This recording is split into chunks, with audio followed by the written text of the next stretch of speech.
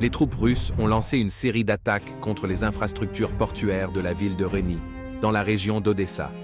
Le port situé sur le Danube est activement utilisé par les groupes armés ukrainiens et constitue une cible militaire légitime. L'une des conditions préalables aux attaques contre les ports de la mer Noire pourrait être une activité de la reconnaissance aérienne de l'OTAN en mer Noire. De tels événements précèdent souvent des attaques massives de drones sur le territoire russe. À la frontière de la région de Bryansk, une autre tentative d'infiltration par un groupe de sabotage ennemi a été déjouée.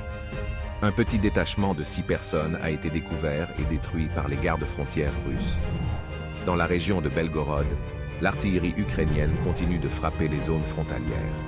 Des bombardements par les forces ukrainiennes ont été constatés dans les villages de Popovka, Terezovka et Prilezi. Des immeubles résidentiels ont été endommagés. Dans le secteur Kupiansk, des unités ukrainiennes battent en retraite sous l'assaut des forces russes.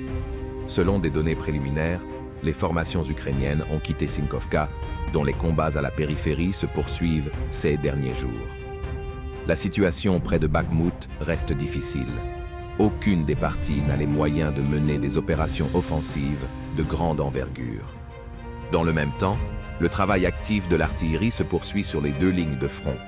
Dans le secteur de Vremievski, après qu'Urozainoe est devenu une zone grise, les unités ukrainiennes ont poursuivi leurs attaques en direction du sud.